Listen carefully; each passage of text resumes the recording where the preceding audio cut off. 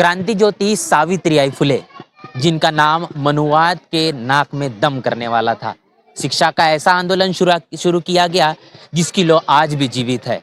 आज सावित्रीबाई फुले इनकी जयंती है और इनकी जयंती के उपलक्ष्य पर हम आप पहुंचे हैं पुणे के महात्मा ज्योतिराव फुलेवाड़ा में। आप देख पा रहे हैं कि ये वही भूमि है जहां से उस शिक्षा की क्रांति की मशाल को जलाया गया और जिसका प्रभाव, जिसका प्रकाश पूरे देश नहीं पूरे दुनिया ने देखा। और आज तमाम बहुजन समाज के लोग जो शिक्षा में कहीं ना कहीं आगे बढ़ पा रहे हैं, अपने जीवन में जो आमूलचूल परिवर्तन कर पा रहे हैं, वो इसी आंदोलन की बदौलत जो महात्मा ज्योतिबा फुले ने शुरू किया था, सावित्रीबाई फुले ने शुरू किया था। इस फुलेवाड़ा में आज महात्मा ज्योतिबा फुले और सावित्रीबाई फुले इनके काम को, इनके पूरे शिक्षा के आंदोलन को नमन करने के लिए, उन्हें धन्यवाद अदा करने के लिए बड़े पैमाने पर लोग यहाँ पर आए हुए हैं। तो आप देख पा रहे हैं कि फुलेवाड़ा में जिस तरीके से जो लोगों का एक बड़ा जमावड़ा है और ये जमावड़ा सुबह से लगा हुआ है। लोग यहाँ पर सावित्रीबाई फुले और महात्मा ज्योतिबा फुले इनके जयकारे के नारे लगा रहे, इनके जयघोष के नारे लगा रहे हैं, उन्हें धन्यवाद अदा कर रहे, शुक्रिया अदा कर रहे हैं कि आपने जो संघर्ष किया, आपने तमाम जो बलिदान दिया,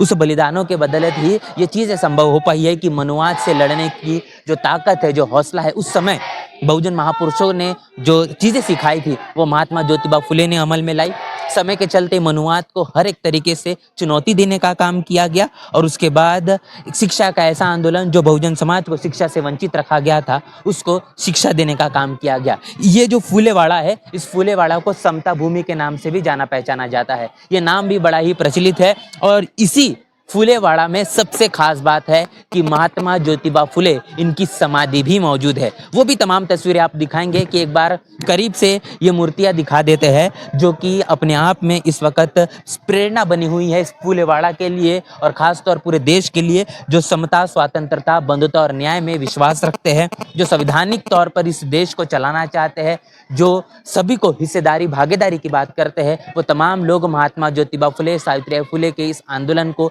नमन करते हैं, उससे सबक लेते हैं, सीख लेते हैं और अपने जीवन में परिवर्तन करने का काम करते हैं।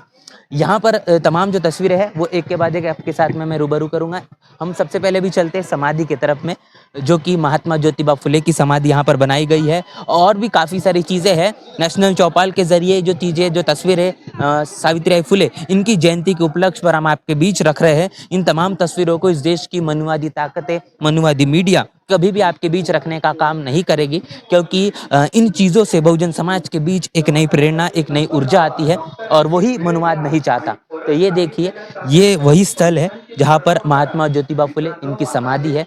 ये फुलेवाड़ा के अंदर की जगह है और लोग यहाँ पर आते हैं, नमन करते हैं महात्मा ज्योतिबा फुले को और उनके काम को सलाम करते हैं, सल्यूट करते हैं। और महात्मा फुले ही वो शख्स हुए जिन्होंने छत्रपति शिवाजी महाराज, जो इनकी समाधि है, इन समाधि को ढूंढ कर निकाला और आज बड़े पैमाने पर पूरे देश और दुनिया में छत्रपति शिवाजी महाराज इनकी जयंती को मनाया जाता है। अगर महात्मा फुले ने उस समाधि को खोज कर नहीं निकाला होता तो वो तमाम चीज़ें संभव नहीं हो पाती। तो अब मैं आपको यहाँ पर जो चीज़ें बनी हुई हैं इस फुलेवाड़ा के अंदर में, वो चीज़ें एक के बाद एक चीज़ें आपके बीच रखूँगा और क्या कुछ यहाँ पर दर्शाने की कोशिश की गई है। महात्मा ज्योतिबा फुले, सावित्रीबाई फुले, इनकी दोनों का जो संघर्ष है वो किस तरीके से रहा, शुरुआती दौर से लेकर तो जीवन के आखिरी पड़ाव तक के क्या कुछ झेलना पड़ा, वो तमाम चीज़ यहाँ पर दी हुई है। यहाँ पर आप महात्मा ज्योतिबा फुले और सावित्रीबाई फुले इनको देख पा रहे हैं और सावित्रीबाई फुले के हाथ में भी एक प्लेट है जिसे पाटी कहा जाता है और खास तौर पर महात्मा फुले के हाथ में भी एक पाटी है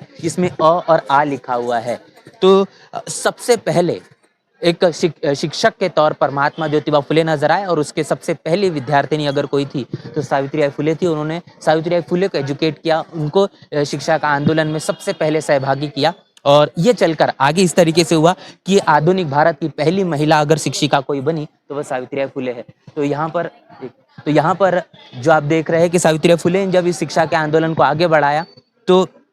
अलग अलग तरीके से उनको समस्याओं का सामना करना पड़ा। मनुवादी, जातिवादी लोगों के जरिए सावित्रीबाई फुले को अनेकों तरीके की तकलीफों का सामना करने के साथ साथ उनको इस आंदोलन को चलाने के लिए जिन लोगों ने मदद की, जिन लोगों ने तकलीफ दी, लेकिन उसके बावजूद भी शिक्षा का आंदोलन चलता रहा। सबसे पहले महिलाओं की सबसे पहली स्कूल जो खोली गई है वो 1 जनवरी 1848 को इस फूलेवाड़ा के तकरीबन, तो पुणे के भिड़ेवाड़ा में जो महिलाओं की सबसे पहली जो स्कूल बनाई गई थी, उस स्कूल की हालत हमने अपने तमाम वीडियोस के जरिए आपको दिखाया कि कैसी जर्जर अवस्था में हो चुकी है। शासन प्रशासन का लंबे समय तक उस पर एक नेग्लिजेंस रहा और उसके बाद अब लोगों के बीच जनजागृति हुई और उसके खिलाफ तमाम तरीके की आवाज़ उठाई गई, तो अब उसमें नया निर्माण होना शुरू हो चुका है। यहाँ पर आप देख रहे हैं कि किस तरीके से विधवा विवाह जो है उसके लिए सबसे पहले आवाज़ उठाने का काम महात्मा ज्योतिबा फुले सावित्रीबाई फुले ने किया, क्योंकि मनुवाद जिस तरीके से काम कर रहा था, विधवाओं को वो जानवरों से बदतर जिंदगी जीने के लिए मजबूर करने वाला था। ये तमाम चीज़ें ज्योतिबा फुले और सावित्रीबाई फुले को देख कर नहीं हुई और इसीलिए बदलाव के नज़रिए से उन्होंने विधवा पुनर्विवाह इसको लेकर अपनी आवाज़ उठाई और उसके बाद जो महिलाएं थी उस महिलाओं के जीवन में जो परिवर्तन, शादी के उनके जो पति है उसके देहांत हो जाने के बाद, मरने के बाद में जो चीज़ें होनी चाहिए थी वो चीज़ें होना शुरू हुई है। तो इसके बाद और मैं आपको लेकर चलूँगा कि यहाँ पर बाकी भी और चीज़ें बनाई गई है और इसका जीता जागता सबूत भी यहाँ पर मौजूद है। आप अगर अछूत है तो आप सार्वजनिक तौर पर पानी भी नहीं पी सकते, इस तरीके के हालात निर्माण करने का काम इस भारत के अंदर किया गया और उन तमाम मनुवादी लोगों को जवाब देने का काम महात्मा ज्योतिबा फुले ने किया। 1868 की ये बात है और 1868 के दौरान इसी फुलेवाड़ा में एक ऐसी विहीर जिसको मराठी में कहा जाता है और हिंदी में उसे कुआं कहा जाता है, उस कुएं को सार्वजनिक तौर पर बनाया गया। जिस सार्वजनिक तौर पर कुएं को बनाने के बाद जो लोगों को सार्वजनिक तौर पर पानी पीने के लिए भी मनाही थी, उन लोगों को पानी पीने के लिए भी अपने घर के कुएं को खोलने का काम महात्मा ज्योतिबा फुले ने किया। और सबसे आवश्यक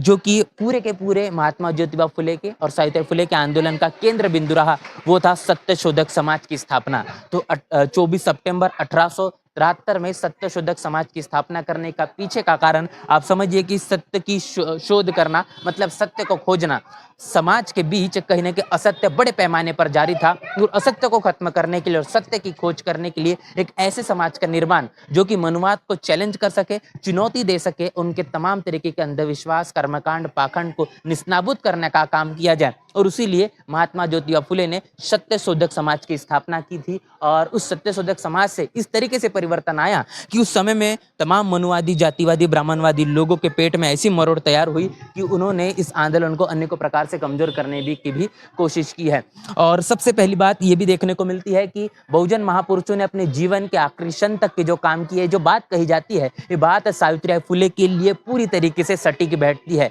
मैंने आपको थोड़ी ही देर पहले महात्मा ज्योतिबा फुले इनकी समाधि दिखाया, लेकिन सावित्रीबाई फुले की आप अगर समाधि खोजेंगे तो आपको नहीं मिलेगी। क्यों? क्योंकि उस समय में जिस तरीके से प्लेग की बीमारी फैली, उस समय में जो दुष्काल था,